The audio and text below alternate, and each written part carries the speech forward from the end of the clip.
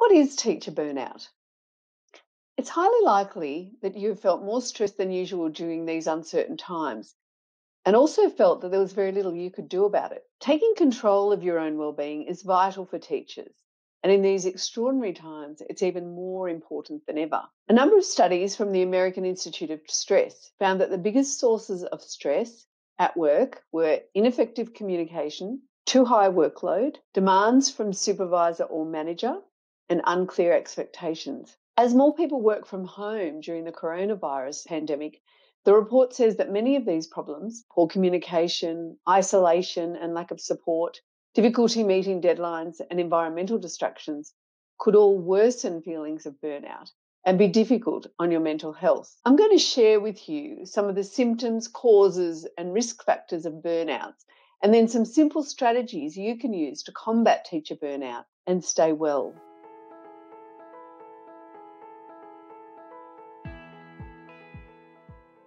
My name's Mari Amaro, and I'm the principal presenter at The Highly Effective Teacher. I'm a teacher, and I've been supporting students and teachers for the past 30 years.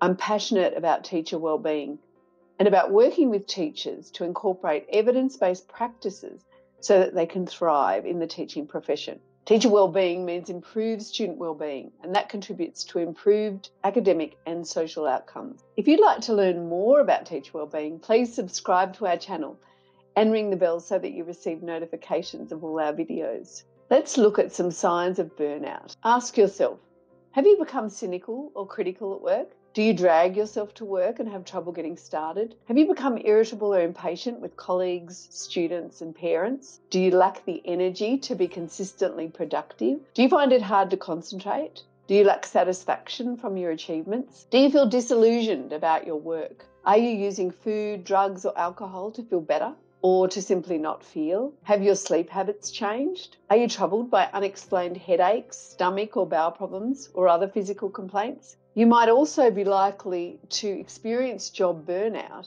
if you identify so strongly with work that you lack balance between your work life and your personal life. If you have a high workload, which all teachers do at the moment, that you try to be everything to everyone, that you work in a helping profession such as teaching, if you feel you have little or no control over your work, and if you feel like your job is monotonous. Ignored or unaddressed job burnout can have significant consequences: excessive stress, fatigue, insomnia, sadness, anger and irritability, alcohol or substance misuse, as well as a range of other physical illnesses. At the start of this video, I mentioned the external causes of burnout. Those are the factors which are mostly out of your control. Here are some of the causes of job burnout over which you do have control. Number one, a perceived lack of control. This is an inability to influence decisions that affect your job, such as your schedule, your assignments, or workload. And these could lead to burnout. So could the lack of resources you need to do your work. Feeling a lack of control in your work is a strong factor to leading to job dissatisfaction and burnout. And this is referred to as an external locus of control. Possessing an external locus of control has been shown to be a specific and significant predictor of emotional exhaustion in burnout among teachers. A group of researchers examined self-reported data from 130 teachers and concluded that locus of control was significantly correlated to feelings of stress. Teachers possessing an external locus of control, and as a result greater stress, tended to not see a clear connection between effort and payoff in teaching. They also did not feel influential in their educational environment and believed that luck and not personal effort played a large role in the fate of their profession.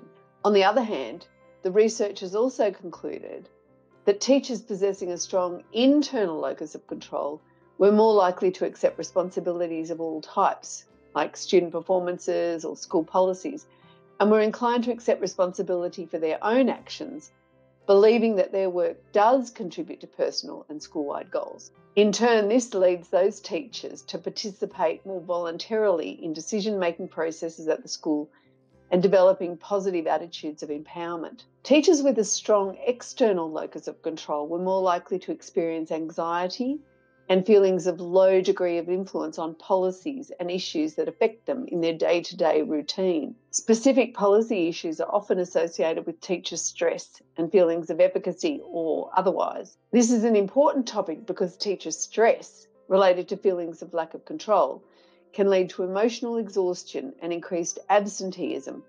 That in turn affects student performance. An internal locus of control contributes to psychological and physical well-being, can affect attitudes and work performance, including having positive perceptions about tasks and greater job motivation. It's helpful for you to examine your own beliefs about your control and your locus of control and focus on the things that you can control. You can discuss the situation with your executive teacher if there's things that you feel like you don't have any control over. And maybe you can work together to change expectations or reach compromises or solutions. Try to set goals for what must be done and what can wait. 2. Unclear job expectations. If you're unclear about the degree of authority you have or what your exec teacher or others expect from you, you're not likely to feel comfortable at work. So the solution to this may be that while this may feel like this is out of your control, there are steps you can take that can help you feel more confident. Seek clarification from your school executive and ensure that expectations are in writing. If you're working from home, what hours are considered work hours? What's the expectation around face-to-face hours with students? When and how are you required to contact parents? Most schools will be clear about these things, but this is a new space for everyone, so there may be issues that have not yet been considered. 3. Dysfunctional workplace dynamics. Perhaps you work with an office bully or you feel undermined by colleagues or your boss micromanages your work. This can severely contribute to job stress. The solution is to evaluate your options. You can discuss specific concerns with your executive teacher or with the principal. Accessing support from your school leadership is essential for your own well-being. But if you don't feel like you're being heard or leadership is the issue, then you may need to contact your union or employee support. Also seek support outside of the school in terms of friends or family support that you can access. 4. Work-life imbalance. If your work takes up so much of your time and effort that you don't have any energy to spend time with your family and friends, the likelihood of you burning out quickly is much higher. The solution then is to reevaluate how you're spending your time.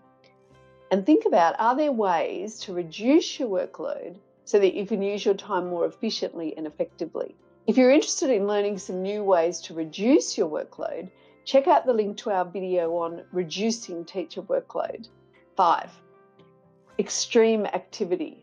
When a job is monotonous, not like teaching is, but chaotic, which it is at the moment, you need constant energy to remain focused, and that can lead to fatigue and job burnout. The solution for this is looking at a variety of activities that you might be able to do, like something relaxing, exploring programs that can help with stress, such as yoga, meditation, or Tai Chi, getting some exercise. And I can't overestimate the power of physical activity and physical exercise. Any of that exercise is more for your mind and your brain than it is for your body. It helps you deal better with stress and is great for taking your mind off your work.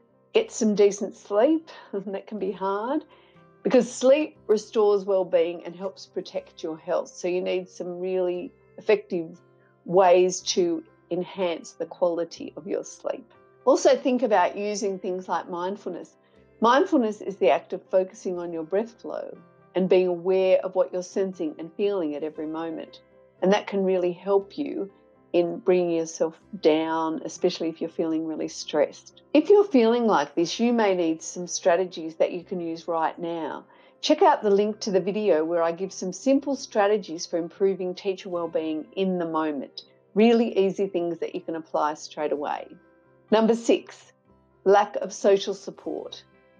If you're feeling isolated at work and in your personal life, this can contribute to you feeling much more stressed and lead to teacher burnout. So the solution is to seek some support. It's the opposite of what you've got. So whether you reach out to co-workers, friends, or loved ones, support and collaboration might help you cope. If you have access to an employee assistance program, take advantage of any relevant services. What are the ways that you use to manage your teacher stress?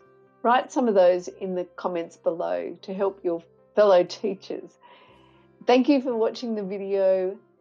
Stay safe and happy teaching.